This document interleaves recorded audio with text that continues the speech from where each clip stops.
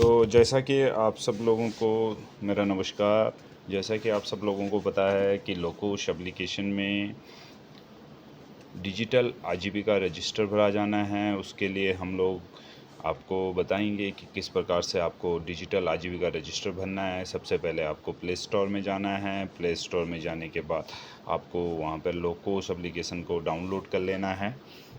जैसे ही play store में जाएंगे, पुराना जो आपका लोकोश एप्लीकेशन है उसको एक बार आपको डिलीट करना पड़ेगा, क्योंकि और उसके बाद आपको दोबारा से लोकोश एप्लीकेशन को डाउनलोड करना पड़ेगा।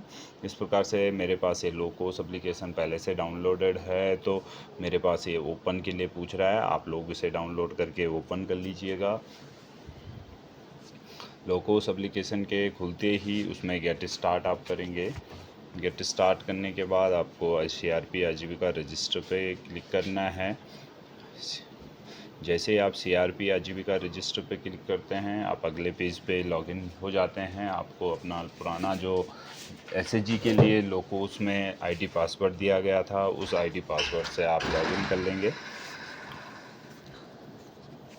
जैसे ही आप लॉगिन करेंगे, आपके सामने एक ऐसा पेज ओपन होकर आ जाएगा जिसके अंदर आपको डिजिटल आजीविका रजिस्टर की एंट्री करनी है। समूह से जुड़ी हुई सभी दीदियों की एंट्री करनी है। तो आपको यहाँ पर लखपति दीदी संभावित दिख जाएगा कि लखपति दीदी इसमें से कौन कौन सी दीदी आपकी जो है हर साल लखपति दीदी के लिए जाएगी। तो इसमें जो एंट्री करने का तरीका है, ये हम हर 3 महीने में एक बार करेंगे और साल में 4 बार इसका एंट्री किया जाएगा। रबी और खरीफ के लिए इसकी एंट्री की जाएगी। तो आप लोगों को इस प्रकार से इसमें एंट्री करनी है। आप सबसे पहले ऊपर से जो आइकन है इससे हिंदी इसको कर लेंगे। जैसे आप इसको हिंदी करेंगे तो हिंदी करने के बाद आपके पास सामने में डैशबोर्ड हिंदी में हो जाएगा। तो आपके पास दिखेगा कुल कितने सदस्य हैं। ये सदस्य वो हैं जो हमने आगे मैप किए हैं, जो हमने समूह के पास मैप किए हैं। नया जानकी देवी, भोली देवी, देवेंद्री और राजकुमारी को हमने जो है मैप किया हुआ है। तो ये सदस्यों को मैप करने के लिए हम आप नीचे देख रहे होंगे, नीचे आपके पास 4 ऑप्शंस आ रहे हैं जिसमें घर, कार्य, सदस्यगण और नक्शा शामिल है। तो इसमें से आप सदस्यगण में जाएंगे। सबसे पहले सदस्यगण में जाने के बाद आपको ऊपर दिख रहा होगा सदस्य का नाम खोजें, नीचे अप्रैल से जून और 2024-25। सबसे पहले यहाँ पे आप एक क्वार्टर सेलेक्ट करेंगे कि आपको कौन से फसल का बीमा आपका इसका आजीविका रजिस्टर भरा जाना है। तो आपको अप्रैल से जून का जो हमारा आजीविका रजिस्टर है वो हम लोग जुलाई में भर रहे हैं। ऐसे ही हम जून से जुलाई से सितंबर का जो हमारा आजीविका रजिस्टर होगा उसे हम अक्टूबर के महीने में भरेंगे। अक्टूबर से दिसंबर का जो आजीविका रजिस्टर होगा उसे हम जनवरी के महीने में भरेंगे। और जनवरी से मार्च का जो आजीविका रजिस्टर होगा उसे हम जो है अप्रैल में भरेंगे नेक्स्ट ईयर। और अप्रैल में हम देखेंगे कि हमारे पास जो भी हमने आजीविका रजिस्टर भरा, हमारे पास समूह से जुड़ी हुई महिलाएं जो भी हैं वो कौन कौन से काम करती है और उसके अंतर्गत उसे कितना साल में उसको लाभ हुआ। यदि हमारा अप्रैल वाला जब हम डाटा फिट करने वाले होंगे तो उसमें हमें दिख जाएगा कि कौन सी दीदी हमारी लखपति दीदी बनाई जा रही है। तो अभी हम लोग अप्रैल से जून का डाटा भर रहे हैं, तो इसको देखते हैं किस प्रकार से भरा जाएगा। तो आपको यहाँ पे प्लस बटन पे क्लिक करना है। जैसे आप प्लस बटन पे क्लिक करते हैं, आपके सामने एक बुनियादी विवरण का पेज आ जाता है। यह 3 पेज का फॉर्म है जिसको आपको ऑनलाइन फिलअप करना है। इसमें पहले में आपको ग्राम पंचायत सेलेक्ट करने हैं। हमारे पास सतरूड़ी ग्राम पंचायत है, हम उसको सेलेक्ट कर लेते हैं। इसके अंतर्गत 2 राजस्व गाँव आते हैं, तो दोनों में अलग अलग जहाँ जहाँ समूह हमारे बने होंगे उन गाँवों में उनको हमें सेलेक्ट करना है। यदि हमारा यहाँ पे देख रहे हैं कि हमारे पास सावनी में समूह कुछ बने हैं, तो सावनी में सेलेक्ट करेंगे। देखेंगे उसमें कौन सा 3 समूह हमारे सावनी में है। हम नारी शक्ति समूह को सेलेक्ट कर लेते हैं। नारी शक्ति का डाटा हमारे पास अवेलेबल है उसका कि कितना उसने कमाया, कितना उसने लोन ले गया है। तो सदस्य का नाम चुनेंगे। इसमें से हम इंद्रमणि को सेलेक्ट कर लेते हैं और आगे सहजे और जारी कर लेते हैं।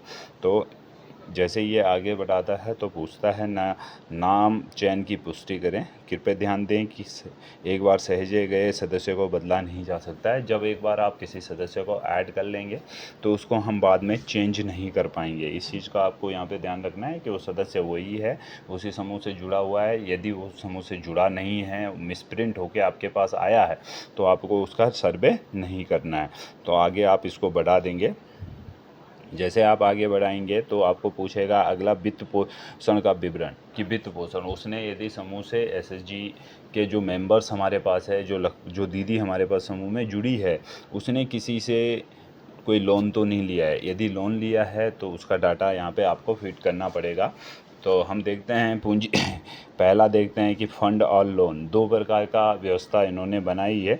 तो फंड आप छोड़ दीजिएगा, लोन में आइएगा। लोन यदि इसने लिया है तो ठीक है, लोन लिया है। यदि कहाँ से लिया है लोन, दो प्रकार का लोन समूह देता है, एक एसएचजी से देता है, एक बैंक से देता है। तो हम यदि बैंक को सेलेक्ट करते हैं तो बैंक से पूछता है कि बैंक से आपने किस प्रकार का लोन लिया है और कितना लिया है, किस चीज़, पूंजी का प्रकार पूछ रहा है, किस चीज़ के लिए आपने लोन लिया और कितने राशि का लोन लिया। इसे आगे जमा कर देंगे, सेव कर देंगे। यदि आप देखते हैं कि एसएचजी से भरते हैं कि एसएचजी से आपने लोन लिया, तो हम देखते हैं कि एसएचजी से किस प्रकार का लोन लिया। सीआईएफ आपको प्राप्त हुआ है समूह को, क्या उस महिला ने सीआईएफ से लोन लिया है, या आरएफ आपके पास प्राप्त हुआ है तो आरएफ से लोन लिया है, क्या बीआरएफ प्राप्त हुआ है। यदि बीआरएफ है, बीआरएफ जो फंड होता है ये बीओ का होता है, विलेज ऑर्गेनाइजेशन का होता है, तो ये बीआरएफ से यदि इस महिला को लोन मिला है तो आप इसको चढ़ाएंगे। यदि यहाँ पे इस महिला ने कोई भी लोन नहीं लिया है तो आप इसको सिंपली नेक्स्ट अगला बटन पे क्लिक करके नेक्स्ट आगे बढ़ा देंगे और आजीविका विवरण भरेंगे। तो आजीविका विवरण तीसरा कॉलम है। इसके लिए भरने के लिए 3 प्रकार के ऑप्शन दिए गए हैं कि इसको आजीविका, इस महिला की गतिविधि क्या करती है, किस प्रकार का ये काम करती है, कौन सी ये काम से इसकी आजीविका यानी कि जनरेशन हो रही है जिससे ये इनकम करती है। यदि हम फार्म के अंदर की बात करें तो फार्म में जो भी हमारी कृषि आधारित गतिविधियां हैं वो सारी फार्म के अंदर आएंगी, चाहे वो पशुपालन हो, आपका कृषि हो, बागवानी है, एनटीएफई हो, एक्वा फार्मिंग हुआ, तो ये सारी चीज़ें हमारी पशु फार्म के अंदर आएगी। और नॉन फार्म में हम लोगों का देखेंगे तो नॉन फार्म में हमारे पास विनिर्माण है, कारोबार है, यदि किसी का दुकान है, कोई शॉप चलाता है, कोई दुकान है, कोई होटल्स हैं, तो होटल्स हैं, ये सब सेवा में आएंगे कि होटल्स है, ब्यूटी पार्लर की शॉप है, या फिर आपकी डेयरी है, ये सब सर्विस के अंदर आते हैं। और कारोबार कुछ है तो इसके अंदर जाएगा। यदि इस प्रकार का कोई है तो आप इसके अंदर इसको ऐड करेंगे। और अन्य के अंदर देखेंगे तो अन्य में मजदूरी और नियमित स्रोत, यदि इस महिला की कोई मजदूरी है, कोई कहीं पे काम करती है, चाहे वो मनरेगा में काम करती हैं, हमारे एनआरएलएम के अंतर्गत सक्रिय महिला है, बैंक सखी है, पीआरपी है, कृषि सखी है, पशु सखी है, तो इस प्रकार की जो भी हमारे कैडर्स हैं इन सब के लिए अन्य वाला जो मजदूरी वाला ऑप्शन है इसको सेलेक्ट किया जाएगा। तो हम इसको एक बार सेलेक्ट करते हैं कि यदि जो ये महिला है, इस महिला का ये पशुपालन के क्षेत्र से काम करती है और बागवानी में काम करती है और साथ में ये मनरेगा में भी मजदूरी करती है और हमारे कैडर भी हैं, तो हम इसका डाटा भरेंगे। कैसे, किस प्रकार से भरा जाएगा, इसको हम यहाँ से जमा कर देंगे। जैसे हम इसको जमा करेंगे ये नेक्स्ट पेज में होके चले जाएगा और आपके पास इंद्रमणि, हमने जो मेंबर सेलेक्ट किया था वो इंद्रमणि देख रहे होंगे आपके पास आ चुकी है। इंद्रमणि के आगे 3 बिंदु हैं। जैसे कि हम एसएचजी के अंदर जब हम लोग लोकोस में काम कर रहे थे तो उसके आगे जो 3 बिंदु था उसका बहुत महत्वपूर्ण रोल था, आपका प्रोफाइल को मेंटेन करना, उसको अपडेट करना, उसको अपलोड करना। तो यहाँ पर भी इसी एप्लीकेशन में इस 3 बिंदु के अंदर आप क्लिक करेंगे तो यहाँ पे देखेंगे कि 2-3 चीज़ें शो हो रही है। तो आपको इसका डाटा कैसे फिलअप करना है ये आपको देखना है। पहली चीज़ बता रहा है कि सदस्य प्रोफाइल को संपादित करें। अब आपके पास जो प्रोफाइल आपने बनाई इंद्रमणि की, क्या आपने उसका डाटा सही चढ़ाया है? यदि आपने उसे गलत चढ़ा दिया है तो आप इसकी प्रोफाइल को यहाँ पर एडिट कर सकते हैं, लेकिन यदि उसने डाटा आपने सही चढ़ाया है तो कोई दिक्कत नहीं है। अब दूसरा जो प्रोफाइल है आजीविका गतिविधियाँ, इस महिला की हम क्या करेंगे, आजीविका गतिविधियाँ भरेंगे। जब हम आजीविका गतिविधियों के अंदर जाएंगे तो जितनी चीज़ें हमने उसके अंदर टैग करी थी कि आजीविका से ये इतना कमाती है, उस प्रकार से उसने उसका हमें डाटा निकल के आ गया है कि इतनी चीज़ें हमने उसकी भरी। अब हम देखते हैं कि पशुपालन के क्षेत्र में इस महिला ने क्या किया। पशुपालन के क्षेत्र में हम क्लिक करेंगे कि पशुपालन से ये कितना कमाती है। तो पशुपालन में इसके पास हमने 2 चीज़ें ऐड करी है, काव और पोल्ट्री। अब आप देख रहे होंगे कि 2 चीज़ें ऐड तो कर दी है, लेकिन इसकी कमाई हमने 0 कर रखी है। तो आगे पेंसिल बटन में जाके हम इसको संपादित कर सकते हैं। कुछ चीज़ों में आपको ये चीज़ें नहीं देखने को मिलेगी, तो आपको सिंपली प्लस बटन से गतिविधि जोड़ें, नीचे एक ऑप्शन है गतिविधि जोड़ें का, आप उससे गतिविधि जोड़ सकते हैं। मैं फ़िलहाल इनको डिलीट कर देता हूं और नई एक गतिविधि आपके पास ऐड करके दिखाता हूं। तो गतिविधि जोड़ें पे सिंपली क्लिक करेंगे, पशुओं के प्रकार पे क्लिक करेंगे, इसके पास कौन सा पशु है और क्या इस कौन सा पशु है आपके पास, ये देखेंगे। तो काऊ है, बफेलो है, पोल्ट्री करती है, पिग्स करती है, सीप एंड गॉट करती है। तो ये महिला जो है क्या करती है, गॉट का काम करती है। हम इसको गॉट भर देंगे, गॉट का काम करती है। पशुओं की संख्या इसके पास 40 भेड़ हैं, बकरियां हैं, 40 बकरियां हैं। अपेक्षित है आवर्ती आय का स्रोत डेयरी, ऊन, अंडा। तो ऐसा यदि नहीं है, हाँ है तो क्लिक लीजिएगा। ऊन है तो आप इसको ऊन लिख सकते हैं। ऊन सबसे अधिक बिकने वाला उत्पादन, कितना उत्पादन आपने करा, तो आपके पास जो है इससे 200 किलो ऊन प्राप्त हुआ। जो केजी में हुआ, केजी का उत्पादन इकाई ऐड करेंगे कि इसने यदि ऊन लिया है, ऊन का उत्पादन करा है, कुल उत्पादन 200 केजी हुआ, उसका उत्पादन का इकाई कर लेंगे। कितने रुपए किलो बेचा, यदि इसने 100 रुपये केजी बेचा है तो इसका आप देख लेंगे। अन्य उत्पाद से आय, यदि इसने अन्य कोई उत्पाद किया है, उससे आय कमाई है, इससे कुछ इनकम और हुई है इसी भेड़ और बकरी पालन से, तो इसको लिखेंगे, नहीं तो इसको 0 करेंगे। पशुओं की बिक्री और पूरे 3 महीने में, इसलिए पिछले 3 महीने में 5 पशु बेचें, तो इससे यदि इसको 15,000 रुपये का मुनाफा हुआ है तो इसको आप टैग करेंगे। इसके बाद पूछ रहा है कि इनकम थॉट ऑफ स्प्लिंग इकाई, यदि कोई दूसरी इनकम आपकी है इसके साथ तो ठीक है, नहीं तो आप इसको नहीं करेंगे और आगे चलेंगे। खर्च में हुई वृद्धि, कितना इन पे खर्च हुआ है आपका, यदि आपका 0 हुआ है तो 0 लिखेंगे। और खर्च के साथ यदि आपका 2,000 रुपये खर्च हुआ है तो इसको आप 2,000 कर सकते हैं। 1,500 खर्च हुआ है तो 1,500 कर सकते हैं। जो भी इनका खर्च हुआ है पैसा इन 3 महीनों में, इनके ऊपर उसको सहेजे कर देंगे। जैसे आप इसको सहेजे करेंगे, आपके पास दिखेगा कि इन्होंने कितनी इनकम इससे करी है पशुपालन के क्षेत्र से। अभी हम इसको बैक कर देंगे, दूसरी चीज़ें हम लोग पीछे कर लेंगे, बैक कर लेंगे। दूसरी हम देखेंगे कि पशुपालन वाला डाटा तो हमने इसका भर दिया है, अब हम इसका फसल आधारित गतिविधि भरेंगे। तो जो फसल आधारित गतिविधि है उसको हम किस प्रकार से भरते हैं, इस पर क्लिक करेंगे, फसल आधारित गतिविधि पे।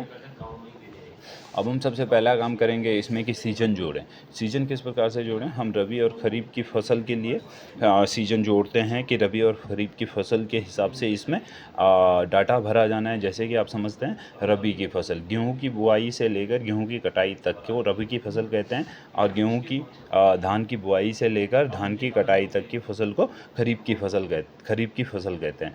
तो ये आप देख समझिएगा कि कब गेहूं की बुआई हो रही है, तब से अब तक की जो इनकम है उसको सेलेक्ट किया जाएगा। ऋतु हम सेलेक्ट करेंगे, तो यदि हम अप्रैल से जून का डाटा भर रहे हैं तो ये हमारा रबी की फसल के अंदर आएगा। इसमें हम गेहूं का उत्पादन करा, इकाई का क्षेत्र हम सेलेक्ट करेंगे, एकड़ या हेक्टर में सेलेक्ट कर लेंगे। जब हम एकड़ या हेक्टर में इसको देख रहे होंगे तो हम 0.0 से शुरू करेंगे, 0.0020, ये लगभग हमारा 1 नाली के आसपास होता है। तो इसको हम लोग 1 नाली या 2 नाली, यदि 10 नाली में क्या है तो हम 0.00 कर लेंगे, 2 नाली। इसका एक फार्मूला है, मैं आप सब लोगों को शेयर कर देता हूँ कि इसमें किस प्रकार से आपको करना है। 0.0 इसको नाली लिख सकते हैं कि यदि आपने 10 नाली करा है तो 10, इसको स्पेस लगा के नाली कर दीजिए, ठीक है। इसको केजी उत्पादन की इकाई आप केजी में कर सकते हैं कि कितना आपने उत्पादन करा है, कितना केजी करा है। यदि उसकी बात करूं तो यदि हमने केजी में करा है तो 100 केजी, 1 कुंटल कम से कम उत्पादन हुआ है, या 2 कुंटल 200 केजी उत्पादन हुआ है। एमसीपी की गणना, आपके पास एमसीपी मतलब न्यूनतम समर्थन मूल्य की बात होती है कि भारत सरकार के द्वारा जो भी अनाज उत्पादन भारत में होता है उसका एक न्यूनतम समर्थन मूल्य बाज़ार के लिए प्रेषित किया गया है। तो आप सब लोगों को इसमें न्यूनतम समर्थन मूल्य यदि आपके पास है, नहीं तो औसत बाज़ार मूल्य पूछा गया है कि औसत बाज़ार मूल्य यदि हम गेहूं की बात करें तो 20 से 22 रुपये केजी गेहूं जाता है। सकल आय आपकी निकल के आ जाएगी। नीचे पूछ रहा है फिर दूसरा ऑप्शन है कि आप इसमें व्यय कितना हुआ, यदि आपने खेती करी तो उसमें कितना का व्यय हुआ। बीज यदि आपने ख़रीदा तो हो सकता है आपने 200 का बीज खरीदा हो। खेत की तैयारी करने में आपको 500 रुपये का खर्च हुआ हो। उर्वरक लागत यदि आपने उसमें कोई खाद डाली है तो खाद में खर्च हुआ है, तो इसको देख सकते हैं। कीट प्रबंधन में खर्च हुआ है तो ठीक है, नहीं हुआ है तो ठीक है, कोई दिक्कत नहीं है, आप इसको जीरो कर सकते हैं। श्रम की लागत स्टार्टिंग में जो भी आपने वहाँ लेबर लगाई या आपके द्वारा बुआई की गई, बैल लगे, या जो भी आपकी श्रम की लागत उसमें आई है उसको आप लिख सकते हैं कि आपकी श्रम की लागत कितनी आई है। अन्य लागत कुछ आई है तो उसको कर सकते हैं, नहीं तो इसको जीरो कर सकते हैं। आप इसको जैसे ही आगे बढ़ाएंगे, ये पूरा पेज आप भरेंगे, इसको सहेजे कर देंगे। जैसे आप सहेजे करेंगे, इसमें पूरी उसकी फसल उसने कौन सा उत्पादन करा। यदि खरीफ की फसल की बात करें तो उसमें आप लोग सेब और इन सारी चीज़ों को जोड़ सकते हैं। कोई और काम यदि वो महिला करती है, दुकान चलाती है या अन्य कोई काम करती है तो उसको भी आप अलग से ऐड कर सकते हैं। उसके लिए भी ऑप्शन आपको बताऊँगा कि किस प्रकार से उसको ऐड किया जाएगा। तो ये नाली आपको, ये देखो, ये चेकिंग और मेकिंग दोनों का काम करेगा। जो चीज़ आप गलत लिख दोगे, यदि आप कहीं पे कुछ चीज़ें गलत लिखते हैं तो उसको वो रिफ़्लेक्ट करके वापस करेगा। तो आपको ये इसी प्रकार से लिखना है कि वो रिफ़्लेक्ट ना करे। जैसे आप इसको सेव करेंगे, सेव आगे बढ़ा देंगे तो आपकी रबी की फसल जुड़ के आ गई। यदि इसके साथ कोई और काम इस महिला ने करा, रबी के सीज़न की बात करें, यदि रबी के सीज़न में की बात करें तो इसमें यदि कोई और काम इस महिला ने करा, किसी और प्रकार का उत्पादन करा, तो वो सारी चीज़ें आप, जैसे इसमें बहुत सारी चीज़ें हैं, लाल चावल है, राजमा है, टी है, पोटैटो है, वेजिटेबल है, बहुत सारी चीज़ों को आप लोग इसमें ऐड कर सकते हैं। और ख़रीफ के फसल के अंतर्गत भी आप इसी प्रकार से ऐड करेंगे कि जब ख़रीफ का आप भरेंगे तो मिलेट्स जैसे मोटा अनाज है, इन सारी चीज़ों के बारे में इसमें बात हुई है। तो आप इस सब चीज़ों को ऐड करेंगे कि जो जो इनकम वो महिला करती है। साथ में अब तीसरा ऑप्शन इसमें आता है कि मज़दूरी। मज़दूरी की बात करते हैं तो मज़दूरी के अंतर्गत आपको कौन सी मज़दूरी दी जा रही है। यदि यहाँ से मज़दूरी का प्रकार जोड़ेंगे नीचे से तो देखेंगे कि मज़दूरी की श्रेणी पूछ रहा है। अंडर ऑफ मनरेगा, यदि आपने मनरेगा से वर्क किया है तो अंडर ऑफ मनरेगा देखेंगे कि under of MNREGA daily basis operated 237 रुपये पर डे इनको मजदूरी मनरेगा की दी जाती है। मनरेगा के अंतर्गत औसत तिमाही, हम यदि इंद्रमणि की बात करें तो इसने, इंद्रमणि ने अगले 3 महीने में हमारे पास 30 दिन काम किया मनरेगा के अंतर्गत। कितने की इनकम हुई नीचे ऑटोमेटिक कैलकुलेट होके आ जाएगा। खर्च में वृद्धि, यदि 3 महीने में इन्होंने जो मनरेगा में काम किया था उससे 1500 रुपये खर्च करा और सहजे कर देंगे तो इसका ये जो मनरेगा मजदूरी है वो ऐड हो जाएगी। उसके साथ हम दूसरी मजदूरी को ऐड करने के लिए क्या करेंगे, यदि आप हमारी सक्रिय महिला है, सक्रिय महिला है, बैंक सखी है, पशु सखी है, कृषि सखी है, तो आप क्या करेंगे, दूसरी मजदूरी ऐड करने के लिए मजदूरी का प्रकार जोड़ेंगे। मजदूरी सेलेक्ट करेंगे, open labour, contract basis work या अदर में जाएंगे।